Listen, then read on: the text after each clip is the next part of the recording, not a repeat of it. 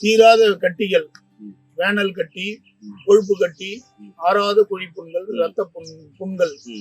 இப்ப சுகர்னால நிறைய பேருக்கு புண்கள்ல நம்ம அவசியப்படுறோம். அந்த டயபெட்டிக் புண்ணை வந்து சரி பண்ணக்கூடிய ஆற்றல் இந்த மாதிரி பச்சளைகளுக்கு கண்டிப்பா உண்டு. ஈஸியா பண்ணலாம். காலையே வெட்டி எடுக்கிற கேஸே இப்போ ஒருத்தர் பண்ணி நல்லா கொண்டாந்துருக்கோம். நிறைய கேஸை பண்ணியிருக்கோம். விரல் எடுத்த கேஸு, புண்ணுங்க, ஆறாத குழி புண்ணுங்க ஈஸியா ஆத்தலாம். அதுக்கு இந்த ஒரு வாசி இலை மூலிகை வந்து ஒரு அற்புதமான மூலிகை. ஆறாத புண்களை ஆற்றும் தன்மை இந்த ஒரு மூலிகைக்கு உண்டு.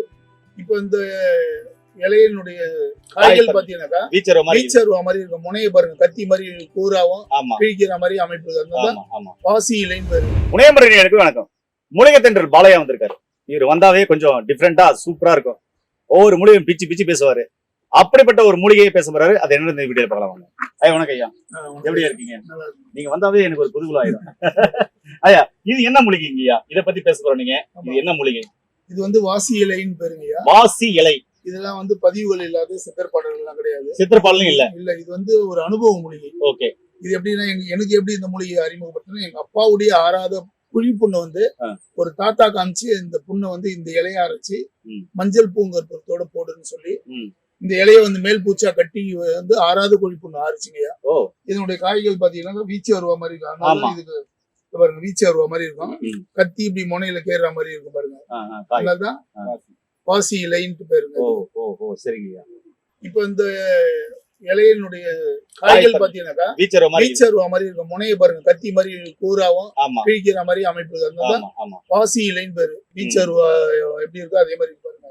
இதனால ஒரு மூலிகையினுடைய இலைகள், பூக்கள், அதனுடைய அமைப்புகளை வச்சு சித்தர்களும் முன்னோர்கள் வந்து அந்த மூலிகைகள் பெயரிட்டு இருக்காங்க. இந்த வாசி இலை வந்து ஒரு அற்புதமான அருமருந்து. தீராத கட்டிகள், வேனல் கட்டி, கொழுப்பு கட்டி, ஆறாத குழி புண்கள், ரத்த புண்கள். இப்ப சுகர்னால நிறைய பேருக்கு புண்கள்ல நம்ம அவசியப்படுறோம். அந்த டயபெட்டிக் புண்ணை வந்து சரி பண்ணக்கூடிய ஆற்றல் இந்த மாதிரி பச்சளைகளுக்கு கண்டிப்பா உண்டு. ஈஸியா பண்ணலாம். கண்டிப்பா புண்கள், சீழு, ரத்தங்கள் வடிகிற நோயாளிகள் வந்து மருந்துகள் உள்ளுக்கு எடுத்துட்டு மேலுக்கு இந்த மூலிகையை வச்சு அரைச்சி நம்ம கட்டிக்கணும்னா 15 நாள்லயே நல்ல மாற்றங்கள் தெரியும். புண்கள் வந்து ஆறி வரும். அசைவ உணவுகளை தவிர்த்துட்டு இது. ஆமா, ஏன்னா இது வந்து நிறைய பேர் சொல்ல மாட்டாங்க. உணவு எதை ஒண்ணு சாப்பிட்டுங்கன்னா கண்டிப்பா ஆறாது. குழி புண்ணா இருக்கும், இல்ல உனக்கு ஆறாத புண், நாள்பட்ட புண்ணா இருக்கும். அப்படி இருக்கிற புண்ணுள்ள வந்து கண்டிப்பா அசைவ உணவு தவிர்த்துட்டு சைவ உணவுகள் தான் எடுக்கணும். எடுத்துட்டு இது மாதிரி மூலிகைகள் வந்து மேல் பூச்சாவும் உள்ளுக்கு அவங்க சாப்பிட்ற மருந்து அப்படியே மெயின்டைன் பண்ணலாம். பண்ணிட்டு படிப்படியாக நல்ல புண்கள் வந்து ஆறும். அது மாதிரி நம்ம வைத்தியசாலையில் நிறைய பேஷண்ட்டை வந்து காலையே வெட்டி எடுக்கிற கேஸே இப்போ ஒருத்தர் பண்ணி நல்லா கொண்டாந்துருக்கோம். நிறைய கேஸை பண்ணியிருக்கோம். விரல் எடுத்த கேஸு, புண்ணுங்க, ஆறாத குழி புண்ணுங்க ஈஸியாக ஆற்றலாம். அதுக்கு இந்த ஒரு வாசி இலை மூலிகை வந்து ஒரு அற்புதமான மூலிகை. ஆறாத புண்களை ஆற்றும் தன்மை இந்த ஒரு மூலிகைக்கு உண்டு. இதெல்லாம் பதிவுகள் இல்லாத பாரம்பரிய மருத்துவர்களாக இருக்க தொட்டு நாங்கள் இதெல்லாம் வந்து வெளியே கொண்டு வரோம். இது மாதிரி மூலிகைகள்லாம் இது ஒரு அற்புதமான அருமருந்தான ஒரு மூலிகை. மேல் பூச்சிக்கு யூஸ் பண்ணலாம். அற்புதமான மருந்து வாசி இலை. வாசி இலை. நன்றிங்கய்யா. ஏனர்களே, உங்களுக்கும் ஆறாத குழிப்புண் இருக்கா? காலை வெட்டி எடுத்துன்னு சொன்னாங்களா?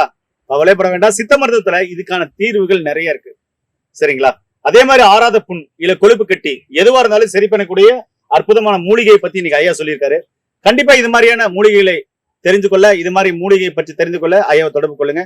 கீழே நம்பர் கால் பண்ணீங்கன்னா இதனால் செய்யப்பட்ட மருந்துகள் நிறைய இடத்துல சித்த வைத்தியர்கள், சித்த டாக்டர்கள் அனைவர்கிட்ட இருக்கு.